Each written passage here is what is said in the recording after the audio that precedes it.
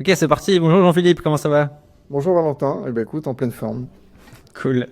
Du coup, je te propose une petite vidéo pour qu'on fasse un petit retour d'expérience sur ton passage dans l'accélérateur. Tu as fait la session de janvier 2025. Ouais. On est déjà le 15 août quasiment, donc le temps passe vite. Est-ce que tu peux te présenter et nous dire quelle est ta situation avant de rejoindre l'accélérateur? Ouais, donc moi j'ai une vingtaine d'années d'expérience plutôt dans le monde du SaaS. J'ai été chef de projet, consultant ou autre. Et aujourd'hui, j'accompagne des entreprises du SaaS en tant que freelance sur deux aspects. Les aspects, je les aide à améliorer leur conversion, notamment via le copywriting, et je les aide aussi autour de l'expérience client. Voilà. Ok. Et donc, avant de faire l'accélérateur, t'en étais où dans cette activité?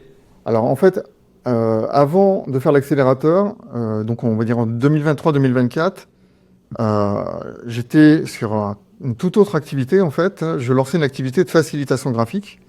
Euh, Notamment, donc je formais la facilitation graphique, c'est l'utilisation de visuels, le petit dessin tout simple, soit pour faciliter la communication ou pour aider des équipes à réfléchir. Donc c'est quelque chose que je continue aujourd'hui, on va dire en parallèle. Et je formais des personnes à la facilitation graphique et notamment des enfants. Donc j'avais plutôt un positionnement B2C. J'ai acquis beaucoup de légitimité, j'ai eu des super résultats, des super retours.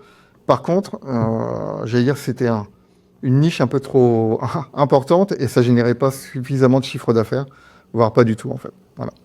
Donc ça, c'était avant l'accélérateur. Ok. Et le contenu, le copywriting là-dedans, c'était où? Alors à l'époque, il n'y avait pas le copywriting. C'est-à-dire que je l'avais toujours dans un coin de ma tête. C'est-à-dire que je m'étais toujours dit, j'étais conscient en fait que la facilitation graphique était encore un peu jeune et que j'avais pas encore assez de légitimité dans le domaine. Donc je m'étais toujours dit à chaque fois, voilà, il faut que je développe la partie conseil et notamment en commençant sur la brique rédaction copywriting en fait. Parce que j'ai toujours écrit depuis des années, mais je le faisais pas, je procrastinais. Euh, et fin 2024, à un moment, je me suis dit, bah oui, il faut passer un cap, il faut générer du chiffre d'affaires. Et donc, bah, c'est là où j'ai revu sur LinkedIn, je pense, euh, comment dire, un de tes posts au sujet Ouais. de l'accélérateur. Et là, je me suis dit, OK, faut passer le cap. Alors, je t'avoue que c'était pas si fluide, parce qu'au moment, au début, je me suis dit, waouh, c'est un investissement et tout, donc j'ai hésité. Ouais. Mais voilà, mais on verra après que j'ai bien fait de pas hésiter. Euh, donc tu t'es dit, mon activité donc tu as déjà une activité indépendante de facilitation et tu Ouais. t'es dit, donc je vais raccrocher une casquette de copywriting là-dedans. Euh, du coup, que j'allais te demander quelles étaient les problématiques que tu voulais résoudre, mais du coup, tu voulais vraiment lancer ce plan de activité de zéro, quoi. Ouais, là, je partais vraiment de zéro. En fait, j'ai toujours écrit naturellement de manière assez fluide et autres. Et que ce soit en dehors du travail ou dans le monde professionnel, j'avais déjà rédigé des articles ou autres. Mais sur la partie freelance, je savais pas du tout comment m'y prendre. C'est-à-dire qu'en gros, mener une mission autour de de travaux rédactionnels, c'était l'inconnu pour moi. Et donc j'avais besoin de structurer en fait cette partie-là, d'avoir une méthode et gagner du temps en fait. Voilà, ça c'était un des gros besoins, enfin une des grosses attentes. Ok. Est-ce que tu t'étais fixé un objectif concret du style j'aimerais bien avoir au moins une mission ou faire, je sais pas, peut-être tant de chiffre d'affaires ou est-ce que c'était plutôt plus j'aimerais que ça se lance et on verra ce que ça Non, donne. alors en fait j'étais en mode, alors concrètement j'étais, euh, comment dire, après avoir touché l'ARE avec voilà, France Travail, maintenant j'ai Pôle emploi, Ouais, ouais. touchais plus rien. Donc je vivais sur le crochet de mon épouse. Heureusement que voilà, façon de parler, mais heureusement qu'elle était là. Et je m'étais donné 3 mois pour être transparent en me disant soit je décroche des missions et je fais décoller mon chiffre d'affaires là-dessus, ou j'arrête. Hmm. Ok. Euh, Oui, donc ok. Parce qu'à un moment, il y a une réalité économique aussi qui est là. Euh, alors en parallèle, je me disais, bon, j'ai 50 ans, donc de toute façon, arrêter. Trouver un CDI ou autre, c'est toujours difficile à cet âge-là. Donc voilà, c'était un peu entre les deux. En gros, j'étais dans l'obligation de réussir. On va Hmm. dire ça comme ça. Ok. Euh, Et du coup, comment se sont passés les 3 mois de l'accélérateur? Là, avec quasiment 6 mois de recul, comment est-ce que tu as vécu ça? Ben, j'y ai repensé l'autre jour, en fait.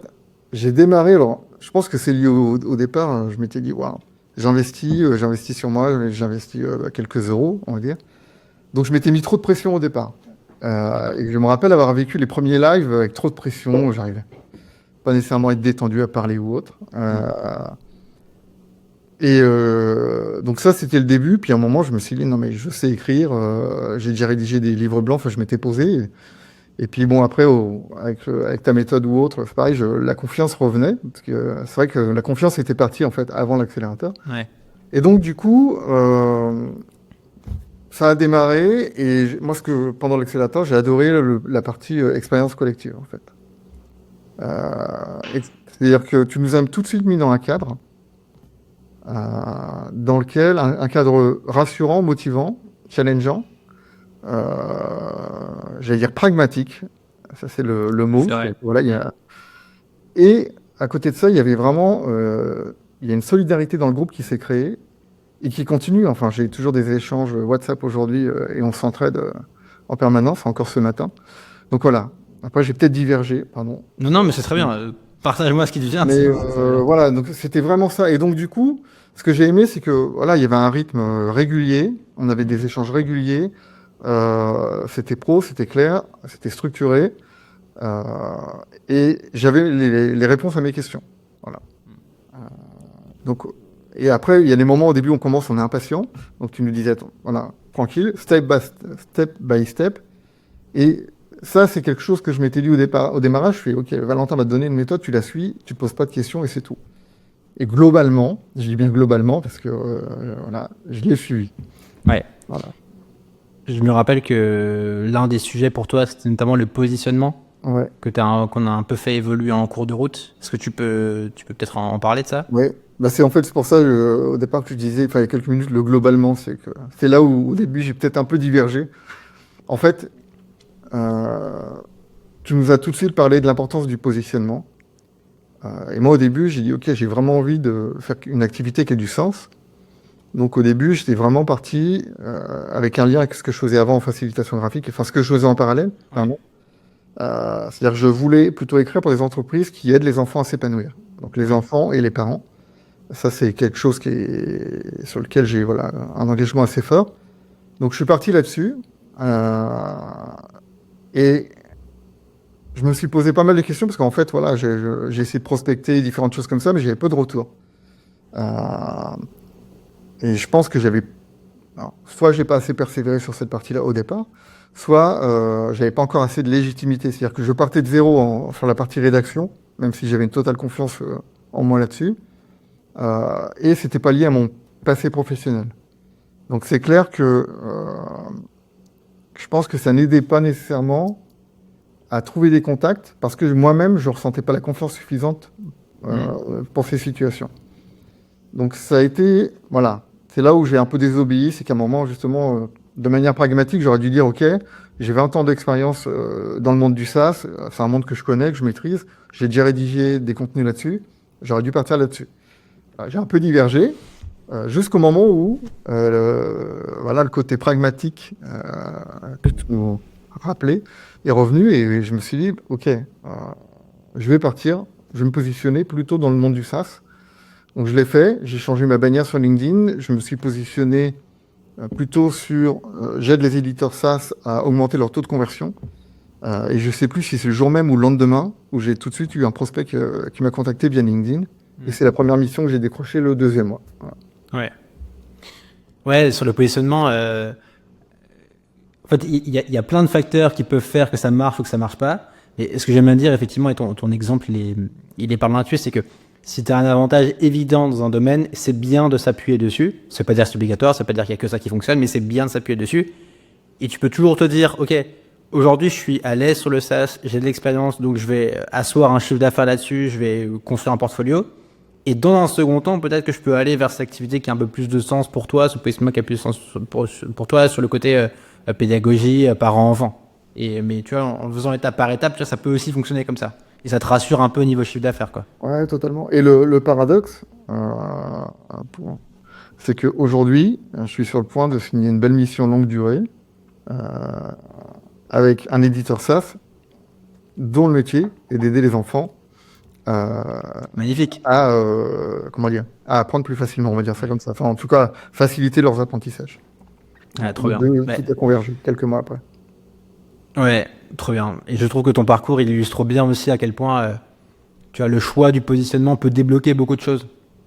Il peut simplifier, tu vois, ta com, comment tu te présentes, qui tu vas aller contacter, la pertinence de ton profil par rapport à ces gens-là. Et en fait, tout peut se débloquer à partir de ça, quoi. Oui, bah, totalement, parce que bon, déjà, il y avait une cohérence entre du coup mon parcours professionnel et ce que je proposais. Et ensuite, quand j'ai eu des premiers contacts avec des éditeurs, enfin, en gros, à chaque fois, j'en ai eu, on va dire peu, mais à chaque fois, j'ai conclu une mission, quoi. Donc, Ouais. il y a pas longtemps, je parlais de 80% de taux de conversion Ouais. LinkedIn. J'en suis plutôt proche de 100% en fait là-dessus. Mais en fait, le truc, c'est qu'à chaque fois, effectivement, c'est souvent des entreprises qui ont besoin de compétences techniques pour écrire, de chefs de projet, de consultants, comme moi je l'ai fait dans le passé quand j'étais chez des éditeurs. Mais ces personnes n'ont pas les dispos, comme moi-même, j'avais pas les dispos à l'époque.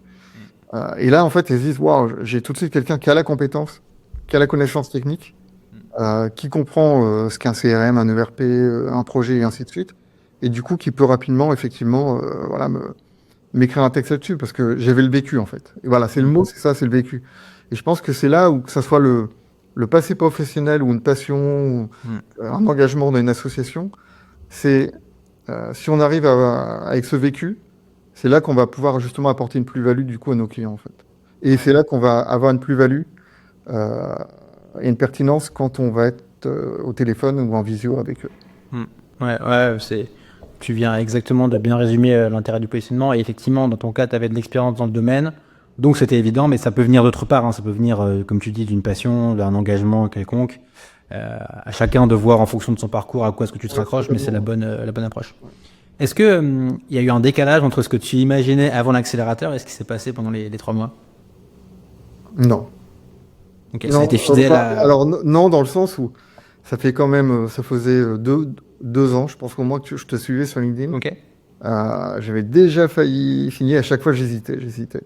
Voilà, au début, voilà, en fait, j'avais pas pris conscience à l'époque de l'intérêt d'investir dans de l'accompagnement, du coaching. Même si moi-même je proposais des clients, en tant que particulier, c'était plus dur, on va dire, comme voilà. Ok. Donc là, avec le recul, est-ce que tu arrives à identifier peut-être 2-3 points avec lesquels tu es reparti? Ça peut être des apprentissages, des compétences, qu'est-ce qui te vient? Ouais. Alors le premier point, je dirais, c'est une phrase que, enfin, j'ai peut-être pas la phrase exacte en tête, mais rapidement, au début de l'accélérateur, en gros, moi je suis arrivé avec ma mission, voilà, je veux aider les enfants à CPNB, et je l'ai toujours, enfin, donc là-dessus, mais je suis arrivé, et je crois que tu nous as dit un truc du style, tu peux avoir la plus belle mission, si ton entreprise elle n'est pas rentable, en gros, tu pourras pas mener ta mission, tu n'auras pas de temps, tu n'auras plus rien, parce que ton entreprise, elle n'existera pas. Donc ça, c'est le premier point qui m'a... ça a mis du temps à mûrir, mais justement, je pense qu'il fait qu'à un moment, j'ai positionné vers le SaaS en me disant, mais attends, faut être pragmatique, j'ai plein d'expérience, et à un moment, il faut que l'activité soit rentable, et c'est ça qui va financer les autres projets. Et d'ailleurs, c'est ce qui est aujourd'hui en train de se passer. Aujourd'hui, il y a toute une partie atelier de facilitation graphique pour les enfants que je vais pouvoir faire de manière bénévole grâce au développement de mon activité. Trop bien. Donc ça, c'est le premier point, c'est vraiment ce côté pragmatique, c'est voilà, un moment, il faut être rentable. Et donc du coup, le deuxième point, c'est quand tu prospectes, c'est relancer. Et du coup, j'ai absolument plus peur de déranger. Et pourquoi ? Parce que le premier client que j'ai relancé de manière un peu, comment dire, persistante, on va dire ça comme ça a été mon deuxième client que j'ai signé. Du coup, j'ai fait une mission en avril enfin, j'ai signé avant, mais on l'a fermé. Ouais. Voilà. Et un autre éditeur de logiciels. Ouais. Moi, il y a une phrase que j'aime bien, c'est ne pas s'excuser de vouloir vivre son activité. Tu vois, quitte à aller le relancer un petit peu, et tant que c'est fait de manière sympa, tu vois, avec un ton qui est sympa, tant que c'est pas de manière lourde, en fait, c'est ok de relancer, et puis même ça fait partie du jeu, quoi, en fait. Faut pas avoir peur d'aller se montrer, quoi. Non, non. Bah, en plus, je l'avais relancé. Justement, le deuxième, j'avais fait une petite blague en lui disant désolé, je suis machu, ça veut dire têtu en breton, c'est ce que disait ma grand-mère. Enfin, un truc. C'était Ouais. voilà, ça lui a plu. Après, j'ai fait un loom, enfin, j'ai changé et du coup, c'est là qu'il m'a appelé, il m'a dit, mais waouh, c'était une autre approche, j'ai aimé. Euh, et heureusement que tu as relancé. Donc, déjà, voilà. Une fois T'as qu'on dit te dit ça merci. une fois, tu as compris, tu dis ok, bon, bah, j'hésiterai plus. Donc, ça, c'était donc relancer. Et le troisième que que j'avais en tête, c'était le positionnement est clé. Ouais. Donc, bon, c'est ce dont on discutait Mm. juste avant. Clairement, ça débloque les choses, ça ouvre des portes, et ça, c'est clé. Ouais. Ouais. Et dans ce que tu... Toi, j'avais une question, c'est est-ce que tu as eu des déclics mindset peut-être? Et de ce que tu dis sur le côté, tu vas ne pas avoir peur de se montrer, etc., ça fait partie de ça. T'as d'autres points qui te viennent? Alors, ouais, il y a un autre point, c'est quand on a fait l'appel de simulation de prospection. Mm. Et du coup, je me rappelle, en fait, j'étais en contact avec un éditeur, je venais de passer justement dans le positionnement SaaS. Et en fait, ça s'est bien passé. Enfin, voilà, c'était fluide quand j'ai fait l'appel avec toi. Et c'est là où je me suis dit, waouh, mais en fait, effectivement, le confort que ça apporte d'avoir un positionnement qui est en Mm. cohérence avec ce qu'on peut Mm. apporter. Mm. Parce que voilà, je connaissais le langage, je connaissais le marché, je pouvais en parler, je pouvais apporter plus que de la rédaction. Et voilà, et on rejoint cette dimension un peu conseil. Et du coup, ça a vraiment été un gros déclic en me disant, bah ouais, en fait, je peux avoir confiance en moi dans ce domaine. Et ça, j'avoue qu'après quelques années de chômage notamment, c'est une confiance que tu peux perdre. Ouais. Il y a un moment, surtout quand tu atteins un certain âge et que voilà, et qu'on te dit, Mm. avant de chercher à être freelance, chercher à être dans le CDI, faire des CDI, on disait en gros, voilà, automatiquement, t'es compétent, mais on oublie tes compétences, que t'es trop âgé. Donc j'avais perdu un peu confiance là-dessus et le fait de refaire l'appel avec toi, tout d'un coup, je me suis dit, mais en fait, je suis vachement pertinent dans ce domaine. Et je me suis dit, Mm. bah oui, enfin, j'ai toujours été reconnu comme un expert dans le domaine Mm. et ça va être ma plus-value. Voilà. Et du coup, je m'en suis servi dans tous les autres appels que j'ai eu avec des prospects. Et globalement, je pense que c'est aussi pour ça que j'ai signé si facilement à chaque fois parce que j'étais vraiment en totale confiance et je faisais juste la même chose que ce qu'on avait fait. Voilà. Mm. Ouais.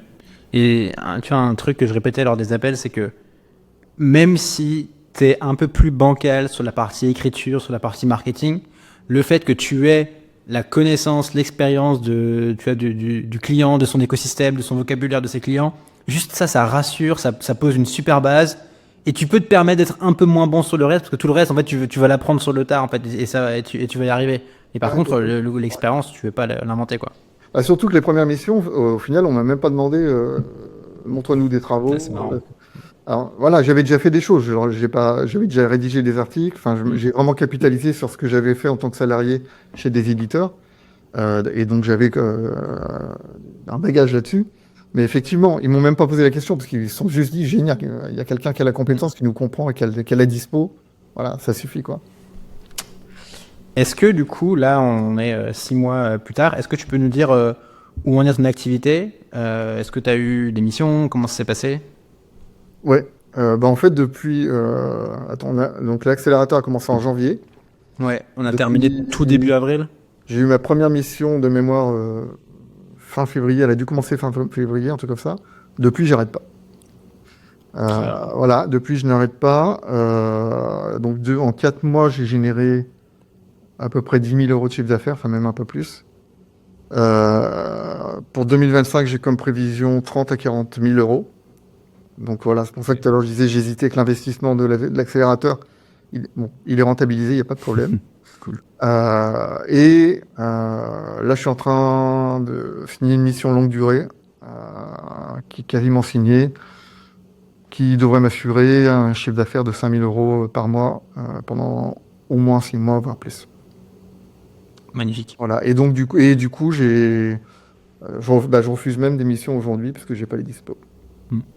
Magnifique. Trop bien. C'est dingue.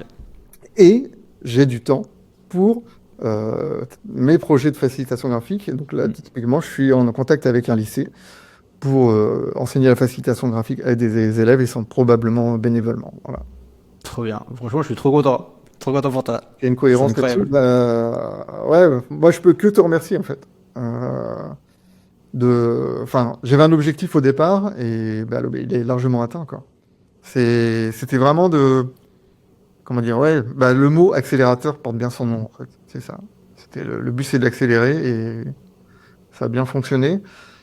Et au point où, euh, comment dire, entre mes missions de rédaction, j'ai eu tout d'un coup quelqu'un qui a vu mon site avec tout le boulot de SEO que j'avais fait l'an dernier Ouais. sur la facilitation graphique. Et du coup, j'ai même décroché une mission de facilitation graphique que j'arrivais pas à décrocher l'an dernier. Et la confiance accumulée avec l'accélérateur fait que, pareil, j'ai eu un appel et c'était hyper fluide, hyper confiant et ça s'est signé très vite, quoi. Voilà. Trop chouette, franchement, trop content, trop bien. Dernière question pour toi. Une question que j'aime bien poser, c'est est-ce qu'il y a un profil de freelance pour qui tu recommandes de faire particulièrement l'accélérateur? Alors, des freelances qui se lancent autour d'une activité rédactionnelle, on va dire aujourd'hui, même si dans mon exemple, Ouais. finalement, ça a été plus loin, parce que voilà. Et j'allais dire des freelances soit qui sont comme moi au début, qui ont perdu confiance, qui veulent se lancer dans la rédaction parce qu'ils ont confiance par contre dans leur capacité à rédiger des textes ou autres, qui veulent accompagner des entreprises autour de leur stratégie éditoriale, mais qui ont besoin soit d'un déclic, soit d'une méthode, soit de quelqu'un qui leur mette un petit coup de pied voilà, au derrière, on va dire ça comme ça. Gentiment. Comme ça passe à la télé. Mais voilà, en gros, ou alors quelqu'un qui soit pragmatique justement et qui les aide à eux-mêmes, elles-mêmes, pardon, ces personnes à être pragmatiques. Donc je dirais ça, ou un freelance qui marche bien aujourd'hui, mais qui a besoin quand même de structurer sa démarche et de passer un cap en termes de chiffre d'affaires. Voilà. Bah écoute, merci beaucoup Jean-Philippe. Je pense que c'était le mot de la fin. Ben, merci à toi, Valentin. Hâte de suivre tes aventures et puis je continuerai de voir où est-ce que ça avance pour toi l'année prochaine et l'année à venir. Écoute, je te tiens au courant et puis s'il y a des personnes intéressées par l'accélérateur, enfin, qu'elles n'hésitent pas là-dessus. Moi, j'ai hésité 2 ans. Je pense que depuis 2 ans, on va dire ça comme ça. Ok. Bon. C'était le temps de mûrir, mais c'était top. Merci Jean-Philippe, trop bien. À bientôt. Top. Allez, à bientôt. Ciao.